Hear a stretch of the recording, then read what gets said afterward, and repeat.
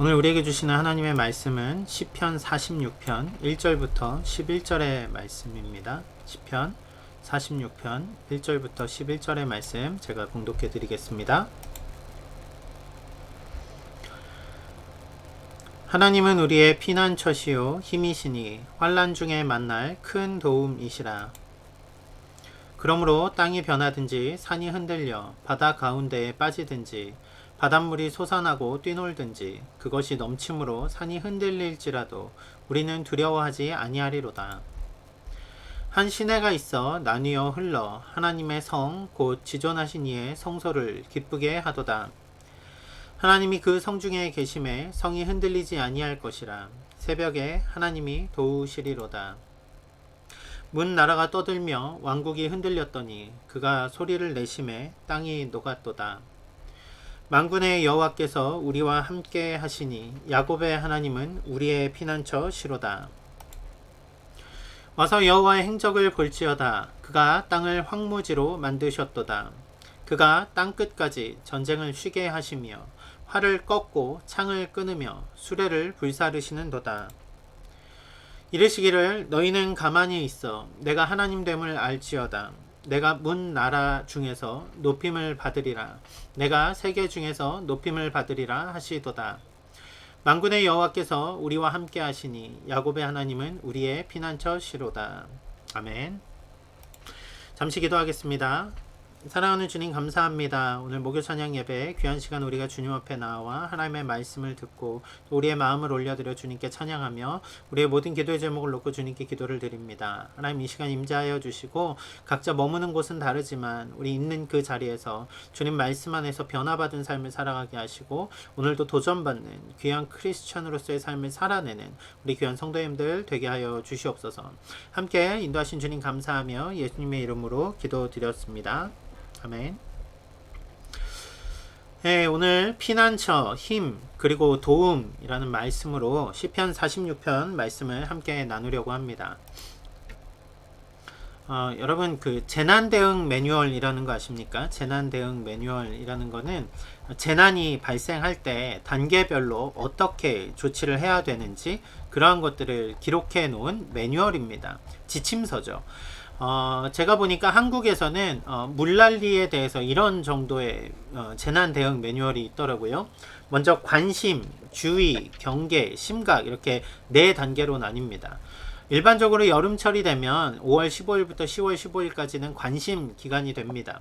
그저 징후를 감시하는 그런 단계에 있다가 태풍주의보나 호우주의보가 발령되면 주의 단계로 올라갑니다. 이제 기상도 잘 관찰을 해야 되고요.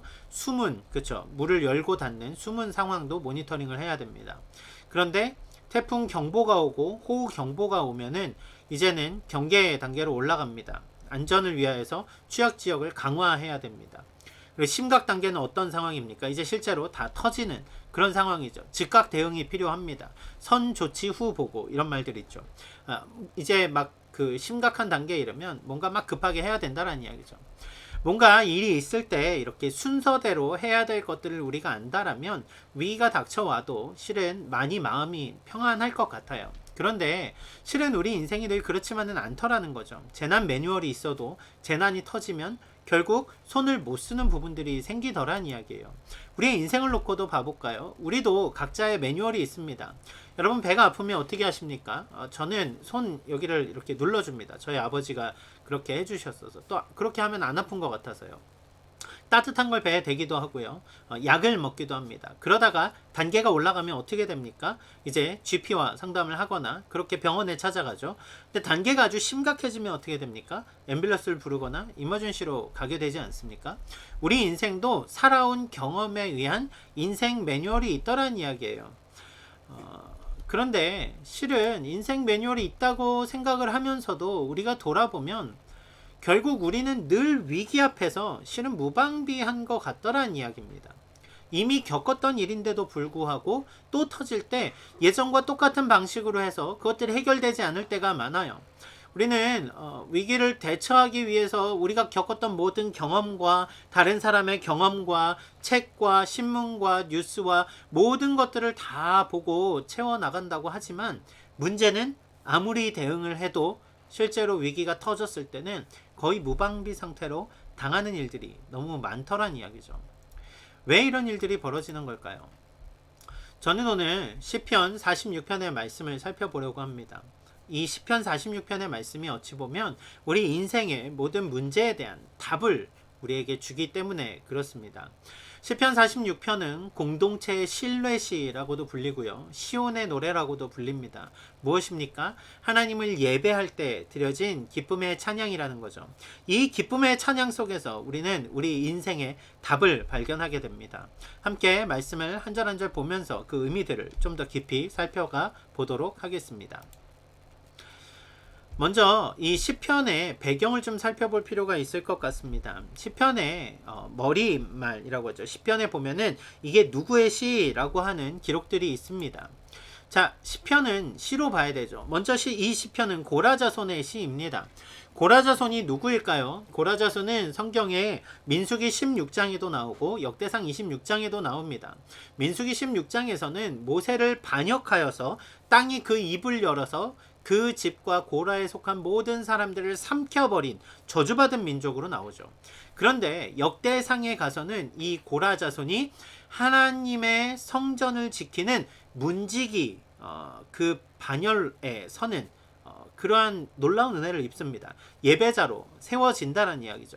따라서 이 시편 46편 시는 고라 자손이 그 과거에 반역한 고라 자손이 아니라 역대기에 나오는 다윗이 세운 그 다윗과 솔로몬의 시대에 세워진 하나님을 찬양하는 고라 자손의 시라고 보는 것이죠. 또 오늘 보면 좀 특별한 이야기가 나옵니다. 알라못에 맞춘 노래라고 말합니다. 알라못이 뭔지 찾아봐도 자세히 나오지 않습니다. 여성 뭐 이런 이야기들이 나오고요. 근데 성경에 보니까 역대상 15장 19절 20절에 이런 말씀이 나옵니다. 노래하는 자 헤만과 아삽과 에다는 놋 재금을 크게 치는 자요 스가랴와 아시엘과 스미라못과 여이엘과 운니와 엘리압과 마아세야와 분하야는 어떻게 해요? 비파를 타서 알라못에 맞추는 자요. 그러니까요, 알라못은 어떤 악기라는 것보다는요, 어떠한 음악의 기교라는 편이 좀 더 어울릴 것 같습니다. 그래서 알라못에 맞춘 노래라고 한다라면 여성이라는 의미를 살려서 여성들의 노래라고 하거나 비파에 맞춘 여성들의 노래, 혹은 다른 의미로 본다라면 여성들과 같은 높은 톤으로 부르는 노래, 소프라노 톤의 노래, 이렇게 볼 수 있는 거죠. 그러니까 여러분, 이 찬양의 느낌이 어떻습니까? 성전의 예배로 나아가는 사람들이 성전에서 기쁘고 높은 소리로 하나님께 올려드리는 노래, 그 찬양이라는 것을 우리는 알 수 있겠죠. 자, 이제 오늘 특별히 본문 안에 보면은 셀라 세 번의 셀라가 나오는 것을 볼 수 있습니다. 시는 시로 보아야 됩니다. 그쵸? 시에 보면 연이 있고 행이 있겠죠. 셀라가 3번 나온다는 것은 3개의 연으로 구성이 된다는 이야기입니다. 여러분 그 찬송가에 보면 1절, 2절, 3절이 있잖아요. 마치 오늘 본문도 그렇게 3번의 노래가 나뉘어져서 하나의 시에 들어간 것 같은 느낌을 가져옵니다. 특별히 셀라라고 하는 이 가로에 들어간 말이 무슨 뜻일까요? 셀라라는 것은 더 높이, 더 크게, 너의 목소리를 높이어, 이런 의미를 가집니다. 그러니까 이 모든 것을 종합해 보면 이 찬양은 예배 가운데 기쁨으로 드려지는 찬양이라는 것이죠. 자, 그런 의미에서 첫 번째 연을 좀 살펴보겠습니다. 1년입니다. 문학 수업하는 것 같나요? 자, 첫 번째 연, 자연의 격변 속에 피난처이신 하나님. 하나님은 우리의 피난처이십니다. 이 찬양을 좀 살펴보겠습니다. 자, 시편 46편 1절에서 3절이 첫 번째 연을 이루고 있습니다. 1절, 2절, 3절 제가 다시 한번 읽어드리겠습니다. 하나님은 우리의 피난처시요 힘이시니 환난 중에 만날 큰 도움이시라. 그러므로 땅이 변하든지 산이 흔들려 바닷 가운데에 빠지든지 바닷물이 솟아나고 뛰놀든지 그것이 넘침으로 산이 흔들릴지라도 우리는 두려워하지 아니하리로다. 실제로 사실 1절과 마지막 절은 결론을 그대로 담고 있는 내용입니다. 1절 하나님은 우리의 피난처시요 힘이시니 어떤 때요? 환난 중에 만날 큰 도움이시라. 그러면서 그 환난에 대한 것들이 2절과 3절에 있는 거죠. 그러니까 처음 1연을 해석할 때는 2절과 3절의 내용으로 토대로 우리의 피난처이신 하나님을 봐야 된다는 이야기입니다. 2절에 뭐라고 나옵니까? 땅이 변하든지 산이 흔들려 바다 가운데에 빠지든지. 여기 보면 땅이 변하고 산이 흔들린다라는 건 어마어마한 지진과 같은 현상을 말합니다. 땅이 흔들리는 겁니다. 땅이 변하다라는 게 땅이 움직인다라는 거거든요. 땅이 흔들리는 거 어마어마한 지진입니다. 그 지진 때문에 산도 같이 흔들리는데 땅이 갈라져 산이 바닷속으로 뒤집어 엎어져 들어갈 정도로 아주 큰 재난이 임한 것입니다. 자연적인 큰 재난이죠. 그때 어떻게 됩니까? 이 지진이 바닷물을 솟아나게 합니다. 여러분 쓰나미라 그러죠. 쓰나미가 엄청난 높이로 산을 덮을 정도의 높이로 치고 달려오고 있더라는 이야기입니다. 여러분 이 상황을 어떻게 보시겠습니까? 막 물이 끌어올라서 거품이 막 일어나는 그 폭포 같은 현상들이 지금 눈앞에서 벌어지고 있다라는 이야기예요.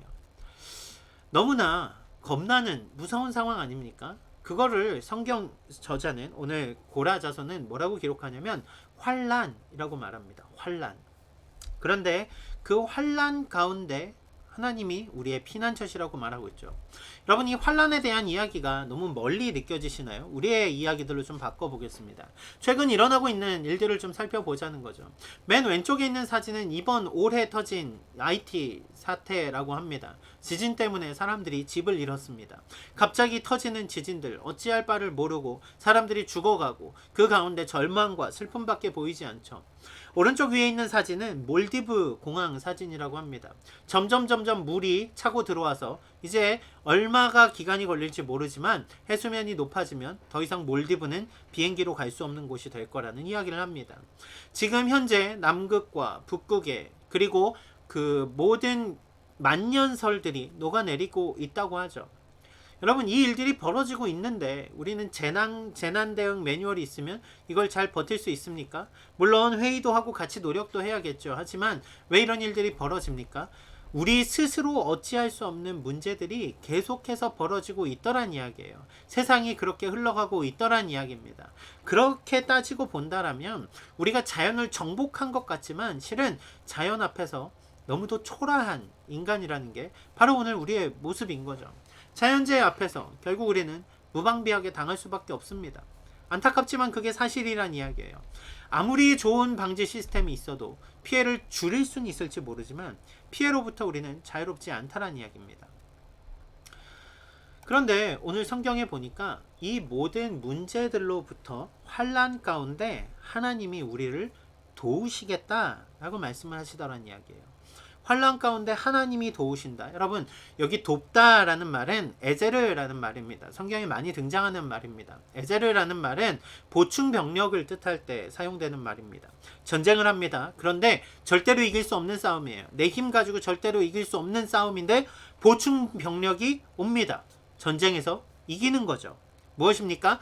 내가 질 수밖에 없는 그 싸움이 이 도움으로 말미암아서 이길 수 있는 싸움이 되는 것, 상황이 역전되는 것, 뒤바뀌는 것, 그 상황에서 에제르라는 말이 쓰이거든요. 이 말이 하나님의 도우심이라고 할 때 바로 이 에제르라는 말이 쓰입니다. 오늘 우리가 환난 가운데 있습니다. 환난 속에 우리의 삶이 놓여져 있어요. 우리가 아무것도 할 수 없는 것 같은 이 상황들이 분명히 우리 앞에 있습니다. 그런데 오늘 하나님이 우리를 도우십니다. 어떻게 해요? 이 모든 상황을 역전시키도록 우리를 돕는다라는 말입니다. 하나님이 우리를 도우시는데 오늘 그 도우시는 것을 특별히 본문은 두 가지 이미지를 가져와서 우리에게 얘기합니다. 첫째는 하나님이 우리의 피난처시라는 거죠. 피난처. 여러분 피난처 하면 구호센터 정도로 생각하십니까? 지진 날 때 땅으로 들어가는 어떤 재난 피해하는 그런 장소로 생각하십니까? 피난처라고 생각했을 때 가장 현실적으로 제가 좀 생각해 본 이미지는 난민이 도망가는 장면이었습니다. 영화 크로싱이라는 차인표 배우가 연기했던 그 크로싱이라는 영화에 보면 차인표가 북한 주민으로 나옵니다. 그런데 살기 위해서 북한을 이탈합니다. 그런데 그 살아야 되는 과정 속에서 어찌어찌 하다 보니까 사람들과 함께 봉고차에서 내려서 뛰어서 독일 대사관으로 가야만 살 수 있는 상황이 생겼어요. 막 뛰어 들어가야지 삽니다. 그런데 여기 어떻게 돼요? 공안들이 붙잡죠. 걸리면 죽는 겁니다. 중국에서 몰래 대사관에 들어가면 어떻게든 대사관으로 들어가는 대사관 문 턱만 넘어서면 죽지 않아도 돼요. 살아요. 그런데 그 문턱을 넘지 못하면 죽는 거죠. 여기 피난처라는 말이 실은 그런 개념입니다. 이 피난처 밖에 있으면 누구도 안전하지 못해요. 아니요, 그냥 죽습니다. 죽게 되는 상황인 거예요. 그런데 이 피난처 안에 들어가면 모든 상황이 역전됩니다. 살아요. 그냥 사는 것이 아니라 안전하게 거하게 됩니다. 모든 것이 보장되는 삶이 드러나게 된다라는 이야기죠. 여러분, 또한 하나님은 우리의 힘이라고 말씀하십니다. 여기 힘이라는 말도 너무나 강력해서 두려울 정도의 강한 힘이라는 말입니다. 하나님이 우리의 힘이시라는 것, 여러분 이것을 무엇을 말합니까? 우리 자신은 힘이 없다란 거예요. 우리 자신은 뭔가 내가 강한 척 하려고 하고, 내가 어른인 듯 행사하려고 하고, 내가 뭔가 아는 것처럼 하려고 하지만 결국 우리가 문제 앞에서 어떻게 됩니까? 우리는 너무도 연약한, 너무도 볼품없는 그러한 존재가 돼버리고 마는 것이 우리의 모습이라는 거죠. 수많은 문제 앞에서 우리는 넘어집니다. 환난 가운데 우리가 할 수 있는 반응은 그저 환난 앞에 무방비 상태로 당할 수밖에 없는 것이 우리란 말입니다. 그런데 우리가 만나는 그 큰 도움, 하나님을 만났더니 어떻게 됩니까? 하나님의 강하심이 우리의 강함이 되어 주십니다. 여러분, 놀랍지 않습니까? 여러분은 강한 존재가 아닙니다. 우리 스스로는 이길 수 없는 싸움들이 너무 많아요. 그런데 우리가 이길 수 없는 싸움에서 하나님을 붙잡았더니, 하나님을 만났더니 하나님이 우리의 힘이 되어 주신다라는 말입니다. 그 권능이, 그 전지전능하신 분이 나의 힘이 되어 주신다라는 것. 여러분, 이것이 얼마나 놀라운 일입니까? 시편 오늘 본문의 1절 말씀은 우리의 피난처이시며 힘이 되시는 하나님을 부르짖는 가운데 우리는 2절 3절에 나오는 어떠한 일이 벌어진다 하여도 전혀 놀랍지 않습니다. 전혀 흔들리지 않습니다. 왜요? 이미 우리에겐 하나님이 함께 하시니까요. 우리는 이미 그 피난처 안에 들어가 있으니까요. 우리는 이미 그 크신 힘을 의지하고 섰기 때문에 하나님보다 연약한 것들에 우리는 좌지우지 되어선 안 된다는 이야기입니다. 우리 삶의 위기를 마주할 때 여러분들은 어떤 위기관리 매뉴얼을 찾으십니까? 여러분의 경험입니까? 주변의 선배입니까? 다른 가족들입니까? 친구입니까? 아니요. 우리가 찾아야 될 답은 누구라고요? 하나님입니다. 우리가 신뢰할 오직 한 분, 우리에게 유일한 그 답을 주시는 분은 바로 우리의 도움이신, 우리의 피난처이신, 우리의 힘이신 하나님께 나아가는 것입니다. 시편 기자는 이렇게 1연을 하나님을 높이는, 모든 상황 가운데 하나님을 높이는 것을 고백한 후에 2연, 두 번째 연에서 함께 하시는 하나님을 찬양합니다. 만군의 여호와께서 우리와 함께 하시니 야곱의 하나님은 우리의 피난처시로다. 우리 여러분 각자 있는 자리에서 말씀을 한번 같이 읽어볼까요? 4절에서 7절 말씀 여러분들이 각자 한번 같이 읽어보면 좋겠습니다. 한 시내가 있어 나뉘어 흘러 하나님의 성 곧 지존하신 이의 성소를 기쁘게 하도다. 하나님이 그 성 중에 계시며 성이 흔들리지 아니할 것이라. 새벽에 하나님이 도우시리로다. 문 나라가 떠들며 왕국이 흔들렸더니 그가 소리를 내심에 땅이 녹았도다. 만군의 여호와께서 우리와 함께 하시니 야곱의 하나님은 우리의 피난처시로다. 아멘. 첫 번째 시인이 마주했던 환경은 자연이었습니다. 두 번째 시인이 마주하는 환경은 하나님이 계시는 도성, 바로 예루살렘, 시온 성입니다. 하나님이 함께 계시는 이 성, 갑자기 뭔가 막 소용돌이 치는 그 바깥의 자연과는 전혀 다른 안정적이고 하나님이 굳건하게 지키시는 튼튼한, 누구도 넘볼 수 없는 그 요새가 보이지 않습니까?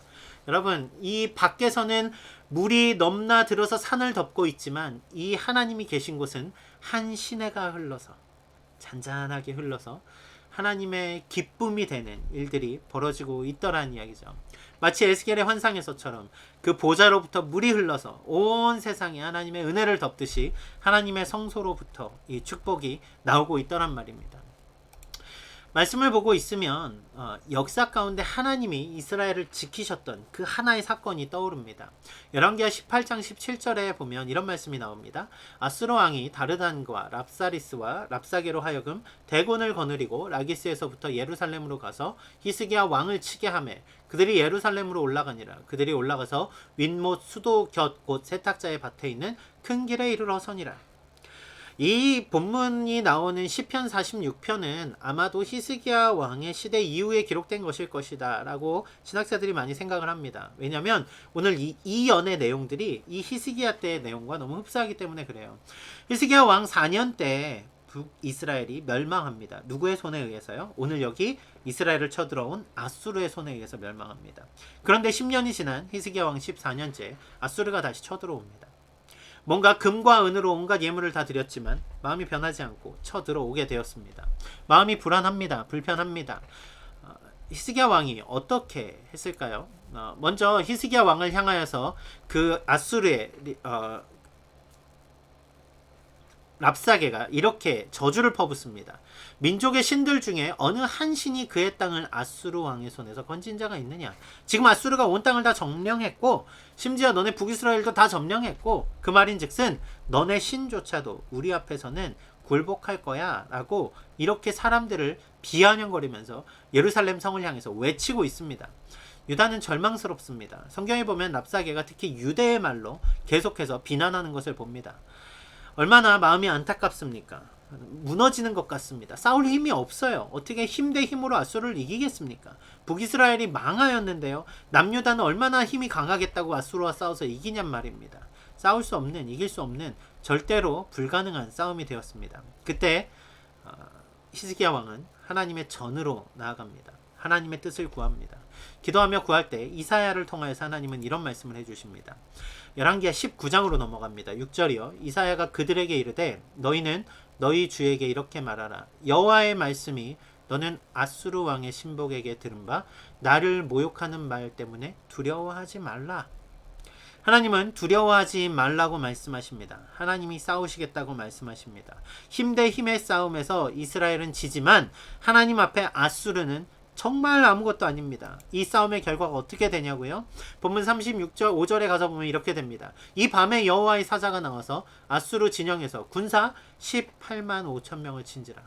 아침에 일찍 일어나 보니 다 송장이 되었더라. 이스라엘은 싸우지도 않았어요. 이스라엘은 뭘 했다고요? 하나님께 구했습니다. 하나님을 찾았습니다. 하나님의 뜻을 들었습니다. 그런데 하나님이 그 뜻 가운데 어떻게 행하셔요? 하나님이 계신 그 성을 지키시는데 그 수많은 18만 5천 명의 아수르의 군대가 하룻밤 안에 전멸합니다. 이것이 역사 속에서 하나님이 행하셨던 일이라는 거죠. 여러분, 하나님 앞에서 문 나라가 떠들고 왕국이 흔들리고 그 나라들이 아무리 설쳐도 결국 5절에 뭐라고요? 하나님이 그 성 중에 계시면 성이 흔들리지 않는다고요. 새벽에 하나님이 도우신다고요. 무엇입니까? 그 밤이 어두운 것 같지만 하나님이 분명히 그 아침이 오게 하시고요. 그 새벽 가운데 빛을 보며 우리는 하나님의 도우심을 마주하게 될 것이란 말입니다. 여러분, 역사의 주관자이신 하나님이 우리를 다스리신다고요. 오늘 그 하나님이 우리를 통치하신다고요. 우리가 그의 통치 아래에 있다라는 것, 여러분 그것은 무엇을 말합니까? 여러분, 누가 우리를 공격하러 들어와도 우리가 두렵지 않다란 이야기예요. 우리 스스로는, 우리의 방법으로는, 우리의 어떤 것들로는 이해할 수 없지만 하나님이 함께 하시면 우리는 그 모든 상황을 이기고도 남습니다. 그런 의미에서 여러분, 우리 바울이 한 고백을 같이 살펴보겠습니다. 고린도 후서 4장 8절에서 10절 말씀입니다. 우리가 사방으로 우겨쌈을 당하여도 쌓이지 아니하며 답답한 일을 당하여도 낙심하지 아니하며 박해를 받아도 버림받지 아니하며 거꾸러뜨림을 당하여도 망하지 아니하고 우리가 항상 예수의 죽음을 몸에 짊어짐은 예수의 생명이 또한 우리 몸에 나타나게 하려 함이라. 우리에게 위험이 찾아옵니다. 우리의 대적이 우리를 감싸고 우겨싸고 우리가 답답한 일들을 당하고 박해도 받고 거꾸러뜨림을 당할지 모르지만 여러분의 인생은 끝난 인생이 아니란 말입니다. 우리가 예수의 죽음을 우리의 몸에 짊어질 수 있는 유일한 이유는 우리가 그로 인하여 살게 되는 구원의 능력을 얻었기 때문 아닙니까? 여러분, 이것이 시편 기자가 외치는 그 고백 아닙니까? 누가 우겨 싼다고 하여도, 누가 공격해 들어온다고 하여도 하나님 안에 있을 때 우리는 흔들리지 않습니다. 하나님 안에 있을 때 우리는 만군의 여호와 하나님을 보게 되더란 말입니다. 여러분, 우리와 함께 계시는 이 그가 누구십니까? 만군의 여호와, 온 세상의 주관자이십니다. 그 누가 하나님보다 크겠으며 그 어떤 문제가 하나님보다 강력하냐는 말입니다. 야곱의 하나님은 우리의 피난처이십니다. 우리가 그 피난처 안에 있다라는 것 여러분 잊지 않으시길 바랍니다. 우리가 피난처 안에서 하나님의 승리하심을 마주하게 될 것이라는 그 놀라운 소망을 놓치지 않는 여러분 되셨으면 좋겠습니다. 시는 계속해서 이어지며 3년에서 이렇게 등장을 합니다. 거룩한 승리를 주시는 하나님. 우리가 잘 아는 구절이죠. 너희는 가만히 있어 내가 하나님 됨을 알지어다. 오늘 본문 8절에서 11절 말씀입니다. 여러분 이 말씀도 우리 목소리로 같이 읽어볼까요? 와서 여호와의 행적을 볼지어다. 그가 땅을 황무지로 만드셨도다. 그가 땅끝까지 전쟁을 쉬게 하시며 활을 꺾고 창을 끊으며 수레를 불사르시는도다. 이르시기를 너희는 가만히 있어 내가 하나님 됨을 알지어다. 내가 문나라 중에서 높임을 받으리라. 내가 세계 중에서 높임을 받으리라 하시도다. 만군의 여호와께서 우리와 함께 하시니 야곱의 하나님은 우리의 피난처시로다.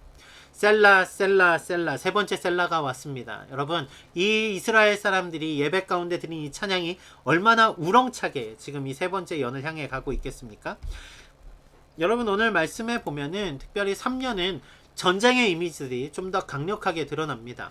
땅끝까지 전쟁을 쉬게 하시며 라고 9절에 말씀하시면서 하나님이 활을 꺾고 창을 끊고 수레를 불사르신다 라고 말합니다. 수레는 전차일 수도 있지만 당시에 방패, 나무 방패도 같은 어근의 단어를 사용하기 때문에 모든 그들의 무기가 다 쓸데없이 됩니다. 왜요? 하나님이 함께 하시면 그들의 그 무력, 그들이 가진 힘은 황폐한 황무지와 같은 상태로 변하게 된다는 이야기예요.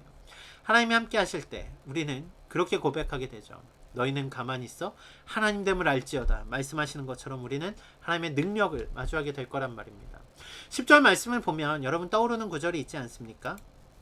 바로 출애굽기 말씀이죠. 14장 13절 말씀입니다. 모세가 백성에게 이르되 너희는 두려워하지 말고 가만히 서서 여호와께서 오늘 너희를 위하여 행하시는 구원을 보라. 너희가 오늘 본 애굽 사람을 영원히 다시 보지 아니하리라. 여러분 이 상황이 어떤 상황입니까? 이스라엘이 뭔가 기대가 가득한 상황이었습니까? 아닙니다. 그들에게 위험이 찾아왔어요. 뭔가 앞뒤로 꽉 막힌 진퇴양난의 상황에 빠지게 되었습니다. 왜요? 앞에는 홍해가 가로막고 있습니다. 뒤에는 애굽의 모든 군대가 쫓아오고 있습니다. 여러분 이것은 싸울 수 있는 싸움이 아니란 이야기입니다. 이제 죽었구나. 이제 내가 할 수 있는 건 아무것도 없구나. 그런데 그때 모세를 통하여서 하나님은 백성들에게 어떤 말씀을 주십니까?